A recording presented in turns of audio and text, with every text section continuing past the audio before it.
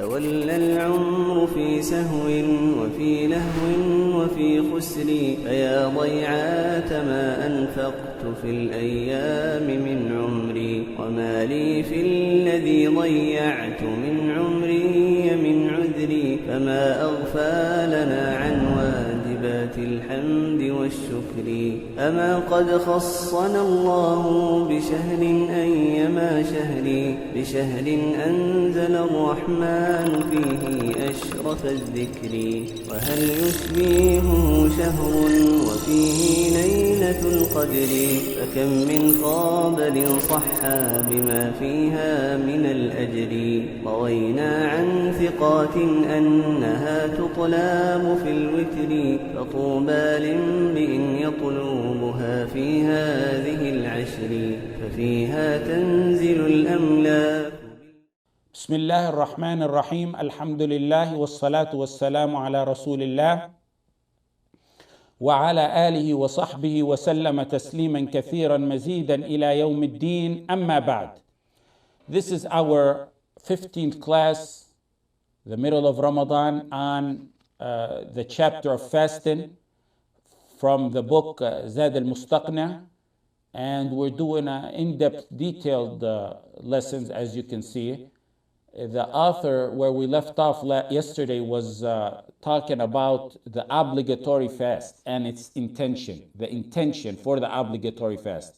So once you finish that, now today he's talking about the nafil fast. وَيَصِحُّ النَّفْلُ بِنِيَّةٍ مِّنَ النَّهَارِ قَبْلَ الزَّوَالِ وَبَعْدَهُ. Non-obligatory fasts are valid if the intention is made during the day, whether it's before noon or afternoon. So he moved on to talk about intention in non-obligatory fast because it's different than intention in obligatory fast. Someone woke up, he didn't eat, drink, he didn't have no sexual relationship with his wife. It's 3 in the afternoon. He said, you know what, it's winter. Maghrib comes in about 5 o'clock. He said, I didn't do nothing to break my fast. Let me change this to be for the sake of Allah. He can do that. He can change his intention. That's permissible in nafil fasting. Now the proof for that is the hadith when the Messenger sallallahu alayhi wa sallam walked in on Aisha radiallahu anha, and he said, do you have anything to eat? She said, no. He said, then I am fasting. That's the key word. فَإِنِّي صَائِمٌ.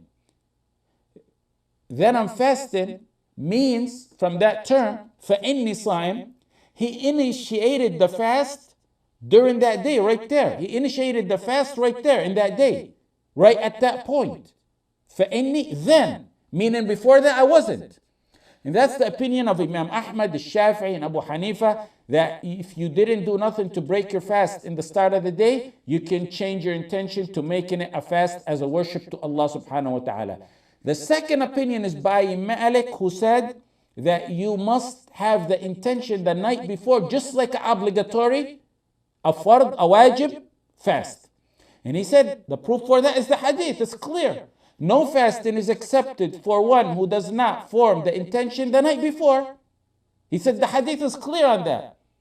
In the hadith he said, not only is it clear, it's general, it's broad. It's for fard and sunnah. So you must have the intention for a fard and sunnah the night before. However, the hadith of Aisha, the one that says, فَإِنِّي صَائِمٌ, then I'm fasting, that's specific. When we have hadith that appear, if you take these two hadith together, they may appear contradictory to each other. Now we can combine. If there's a way to combine, we combine. So we take the one Imam Malik used, no fasting is accepted for one who does not form intention to fast the night before. We take that hadith, so we can combine between those, to the obligatory fasting. And the action of the Messenger sallallahu alaihi wasallam is clear on that. The hadith, فَإِنِّي صَائِمٌ, by Aisha, the one Aisha, he told Aisha, that's for a non-obligatory fast. Some ulama said, there's a third opinion, some ulama said, فَإِنِّي صَائِمٌ, the Messenger said it in the linguistic sense, in the figurative sense, not in the worship sense, meaning she didn't have nothing to eat. He said, then I'm fasting, but not in the worship sense. He meant it like, I'm not eating or drinking, I guess, for the rest of the day. Now the response to that is when the Messenger ﷺ speaks, it's taken in the Shar'i definitions, in the Shar'i context. We take it in the Shar'i context, not in the figurative, linguistic context. If there's no Shar'i meaning to it now, then yes, we can refer to the linguistic figurative meanings of the words. But when there is a Shar'i meaning, and the Messenger ﷺ said it, we use the Shar'i definition.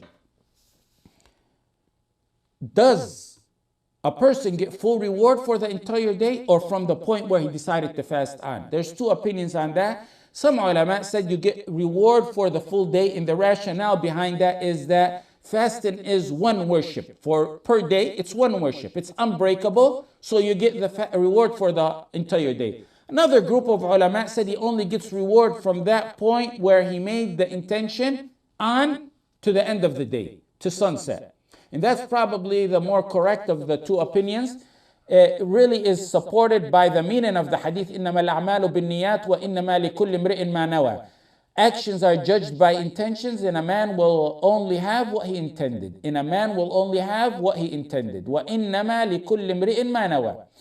Note, you have to keep in mind that if you intended on fasting at any point during the day, a nafil fast, you can't prior to that have eaten anything or drank anything or had relationship with your wife. You can't do that prior to that. If you did that, you cannot change your intention because you did something to void your fast. You cannot change your intention. So it's only for people who from the start of the day didn't eat, drink, or have sexual relationship with their wives or do anything to void the fast. Now the next point, the author, he said, قَبْلَ الزَّوَالِ وَبَعْدَ, whether his intention is before noon or afternoon. Why did he say that? Sunnah fasts are valid if the intention is made during the day, whether it's before noon or afternoon. Why did he specify before noon or afternoon? Was there a need for that? The reason he stated that is because if you look in detailed books of fiqh, there's another opinion that says before noon, okay, you can go ahead with that and change your intention. Afternoon, no, you cannot do that. It's not permissible. They said because, why? Why did you distinguish between before noon and afternoon? They said because afternoon, most of the day had passed without the intention, so the rule is for the most. You know, a lot of this doesn't have textual proof, so they resort to rationale. They have to do that. They're saying one who initiates fast afternoon, he missed out on most of the day, or a great portion of the day. And the great portion of the day is gone, so the day is gone, he can't change his intention. The author was correct, whether it's afternoon or before noon, it doesn't matter, because there's no proof to distinguish between changing the intention, whether it's before noon or afternoon. The next, the author says, وَلَوْ نَوَى إِنْ كَانَ غَدًا مِنْ رَمَضَانَ فَهُوَ فَرْضِ لَمْ يَجْزِهِ. لَمْ يَجْزِهِ. If someone's intention is, now he goes back to talking about Ramadan. He made that statement clear about nafil fasting. Now he goes on back to talking about Ramadan. He says, if someone's intention is, if tomorrow's Ramadan, then it's my obligatory fast. He said, that's not sufficient intention. Someone went to sleep. He went to sleep early. He waited to see if they announced the next day's Ramadan. He couldn't wait. He has work the next day. He went to sleep early. Before he slept, his intention is in his heart, is that if tomorrow's Ramadan, I'll fast. If it's not Ramadan, I won't fast. The author said that type of intention is not acceptable. That day is not acceptable. He's hesitant. And his intention must be firm and determined. We already stated that before. We talked about intention before. We said the intention must be determined. You can't be hesitant. They said this is a hesitant intention. In another opinion by Imam Ahmad himself, and it was chosen by Ibn Taymiyyah, he said it's accepted. Because this person is not hesitant. Ibn Taymiyyah said he's not hesitant in fasting Ramadan. He's saying, I may fast and I may not fast. He's hesitant about Ramadan, not about his own fast. Meaning if tomorrow's Ramadan, I'm going to fast. But it may not be Ramadan. That's a very strong argument. If tomorrow's Ramadan, I'll fast. If otherwise, I will not. So if he knows tomorrow's Ramadan and he's hesitant, saying, I may fast tomorrow, I may not fast tomorrow, that's clearly invalid. He has to do the day over. Ibn Taymiyyah says if one is hesitant about Ramadan starting, yet has a determined intention to fast if it is Ramadan, then his fast is accepted. He has to sleep early for work.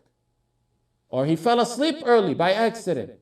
He didn't know if they declared moon the next day. The moon was saw, or they seen it, or what they're going to do. So he sleeps early not knowing. But his intention is, if tomorrow is Ramadan, I'm going to fast. Otherwise, I'm not going to fast. He's not hesitant about fasting itself. He's hesitant about the day of Ramadan. Ibn Taymiyyah said that's acceptable. There's no problem with that. It's probably closer to being correct. وَمَنْ نَوَى الْإِفْطَارَ أَفْطَرَ. And if someone's intention is to break fast, he will break the fast. An intention to break fast breaks it. If you intend on breaking your intention, you're fasting, you intend on breaking the fast, you broke it. Why? But he didn't eat or drink. He just intended on breaking his fast. The proof, إِنَّمَا الْأَعْمَالُ بِالنِّيَّاتِ. Actions depend on the intention. That's how essential intention is. And a man will be rewarded only for what he intended. You intended on fasting, you fast. You intended on breaking your fast, you broke it. Intended, this is what the author is saying. Intended on breaking fast means you broke it. Likewise, intended on breaking salah means you broke it. When he means you broke it, it means not that you ate or drank, but you severed your niyyah. Severing your niyyah breaks your fast. Meaning, his intention was determined to break his fast, he broke it. If later on he decides not to eat and drink, decides to renew the niyyah during the day, he can renew the niyyah if he didn't eat or drink. As long as it's not Ramadan. Because in Ramadan, the intention must be performed the night before. So if he breaks it, he must abstain the rest of the day and make up that day. Some quick scenarios, for example, that pertain to this. If someone fasting breaks his intention, but then his wife, for example, tells him, there's only 2 hours left for Maghrib. Why don't you finish? He broke his intention. He was determined to break his fast. He renews his intention after his wife told him, you didn't eat or drink the whole day. You're going to break your fast an hour before Maghrib. In a nafil fast, that's accepted. But at what point does the ajr start from? The correct opinion is that his ajr starts from the point he renewed his intention last. Actions depend on intentions, and his deeds start from when his intention started. An issue. Someone is fasted, but he makes the intention, if I find water, I'm breaking my fast. If my wife makes dinner before Maghrib, I'm going to eat. It does not negate or break his fast in a scenario like that, because the intention was if he finds water, if he's presented with food. If that's not fulfilled, the fast is good, inshallah. And take this rule. Take this rule and keep it in your mind and highlight it. It'll help you a lot. If one firmly intends on leaving or breaking a ibadah, he broke it. There's a slight exception in Hajj and Umrah. But other than that, if one intends on breaking a ibadah, he broke it. Whoever intends to do something that breaks a ibadah, it's not broken unless he fulfills the intention. The example is just what I said. Someone fasting intends on drinking. He finds the water, but he never drinks. His fast is good. A next issue. Someone in Ramadan firmly intended on breaking his fast in Ramadan. We said if you firmly intend on breaking your fast, it's just as if you broke it. You broke it. That's it. Your day's over. You have to make it up. Can that person eat and drink in Ramadan? He intended. He didn't eat or drink. His intention, I'm done with this day. I'm determined I'm done with this day. If it's among those exempted days of his, like he's sick or ill or traveling, then he can go ahead and eat for the rest of the day. Now, if he voided his fast, severed his fast, with no excuse, then this person has to abstain from food and water and everything that nullifies the fast for the rest of the day. And at the same time, after Ramadan, he has to make up that day. And on top of that, he gets sins for breaking the fast in a blessed, honored day like Ramadan.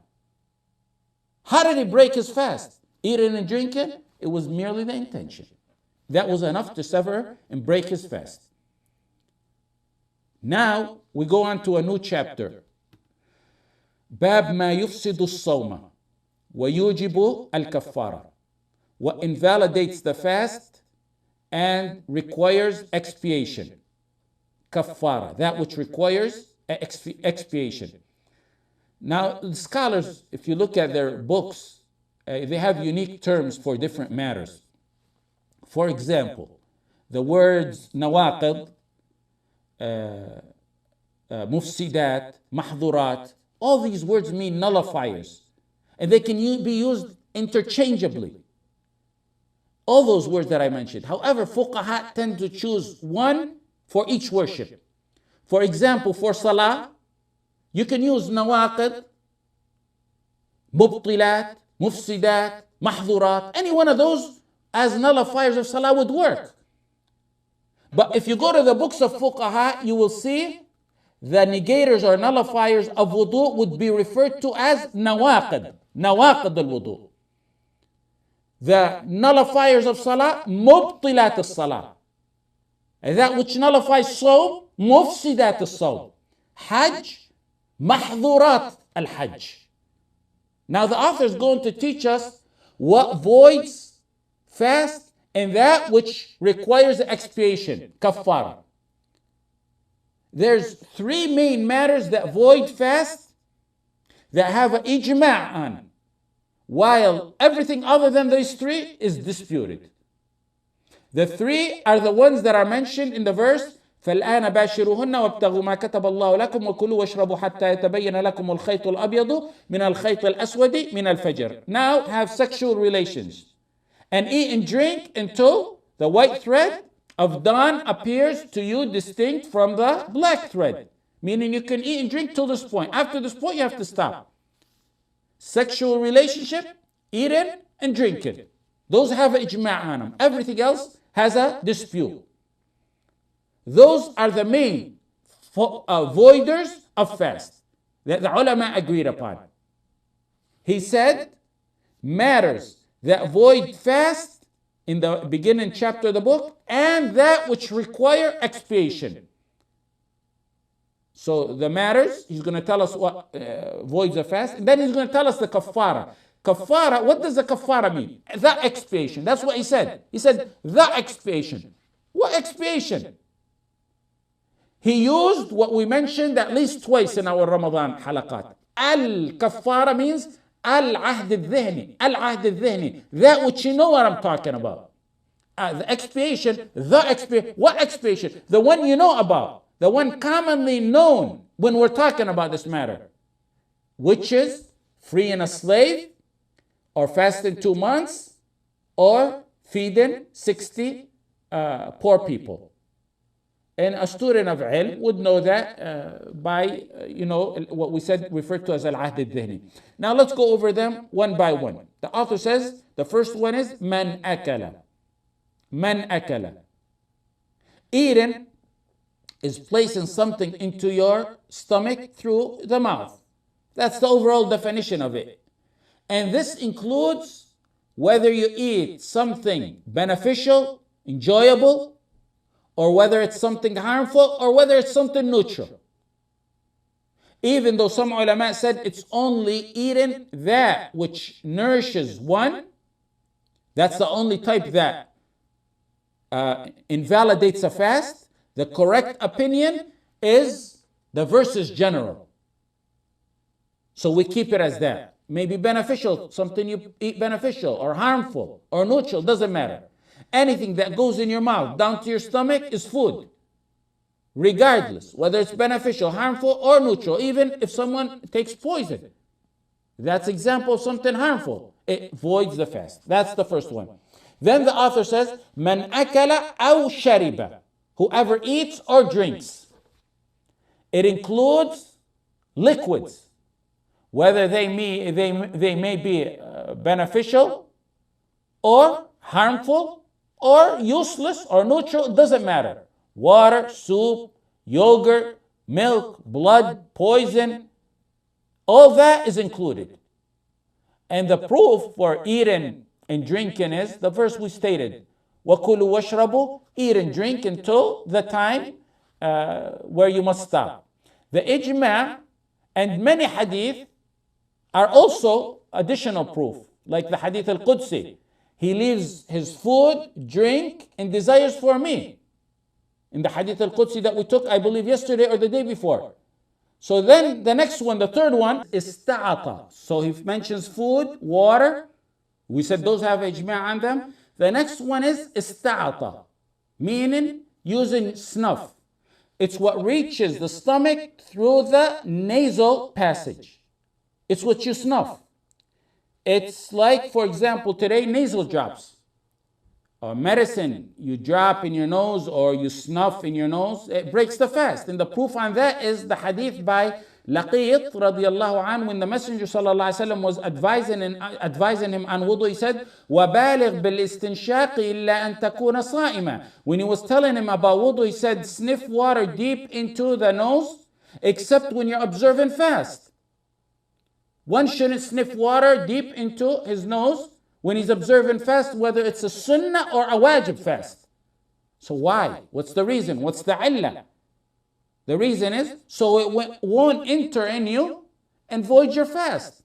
So the ulama said, and likewise everything else. If that's water during your wudu, then everything similar to that will also void your fast. The next one he says, أَوْ احْتَقَنَا. This is the fourth one actually. أَوْ احْتَقَنَا.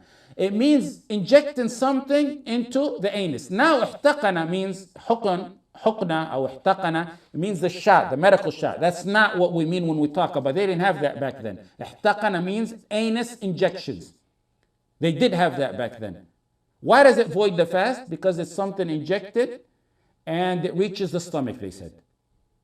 It goes inside someone and it reaches the stomach, they said. Based on that, according to that opinion, and it's the opinion of Imam Ahmad and the majority of the ulama, that it voids one's fast. Based on that opinion, the analogy, the qiyas is, everything that enters from any entry point voids the fast. Mouth, nose, anus, anything that enters from any entry point breaks one's fast. Ibn Taymiyyah differed with the majority here. He said, hukna, injecting something into the anus, does not break the fast because it's not considered food or water. It's not food or water. And the only thing that we have proof on is that it's gotta be food and water. The Quran and Sunnah state food and water. So he said that's not part of it, and he disagreed with the majority of the ulama. And he said also he doubted whether it even gets absorbed by the stomach or reaches the stomach. However, medical doctors now explain, if you read about it, how some kind of medical anal injections reach the small intestines and how the small intestines absorbs them. It appears that anal injections like that used for medicine, Ibn Taymiyyah and not the majority is most likely correct, is closer to being correct.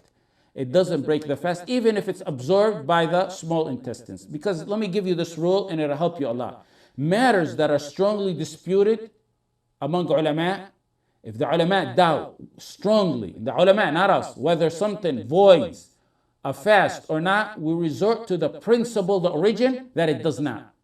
Because we always need proof that it negates. If someone tells you it negates, you say, where's your proof? Sometimes the rationale are strong or derivative directly from proof. The next one he says, أو اكتحل بما يصل إلى حلقه. The final one for today is applying kuhul, the ancient eye cosmetic, around or inside the eye. بما يصل إلى حلقه. He added the stipulation that it has to arrive to the throat. And likewise, just like we say about kuhl, which is the ancient, eye cosmetic, whatever women use today, similar to that, the same ruling applies. There's opinions on that. The first opinion is by Imam Ahmad in the madhab of the Hanabila, and it's as the book states, if the kuhl reaches the throat, if it reaches, look at that stipulation, if it reaches the throat, it invalidates the fast because it becomes like food or water. And the ruling of food or water, the ruling on food or water applies to that if it reaches the throat. The second opinion is by Imam Malik rahimahullah. He said kuhl breaks fast whether it reaches the throat or not. The first opinion, only if it reaches the throat. The second opinion by Malik, it doesn't matter if it reaches the throat or not. The third opinion by Abu Hanifa, al-Shafi'i, and Ibn Taymiyyah rahimahumullah jami'ah, they said even if it reaches the throat, it's not one that nullifies the fast. It doesn't void the fast because it's not food or water. The last opinion is probably the correct one, and it's the more likely the correct one. Why? Let me give you the proof for why I say it's correct. There's no proof from the Quran and Sunnah that says kuhl invalidates fasting. So we resort to the origin, like the rule I told you, that it doesn't negate fasting. Number two, because eye is not an entry point to the stomach. It's like putting something in your eye or putting gel or oil on your hair or Vaseline on your flesh is possibly the same thing. Keep in mind, there's a hadith or supposed hadith that the Messenger ﷺ used kuhl in his eyes while he was fasting. And Tirmidhi said there's nothing authentic on this matter in the books of hadith. So some will say, what about eye drops? What about eye drops? Is that the same ruling? If you put eye drops and it stays in the eye or it goes directly down the throat, that doesn't invalidate. That scenario compares to kuhl. If you put it, stays in your eye, goes directly down the throat, you're in good status. It's like kuhl. The second thing is if it goes to the mouth, then you swallow it, then it goes down, that means it invalidates your fast. We'll stop here. Jazakumullah khair. There's no time for questions. Wa sallallahu alayhi wa sallam.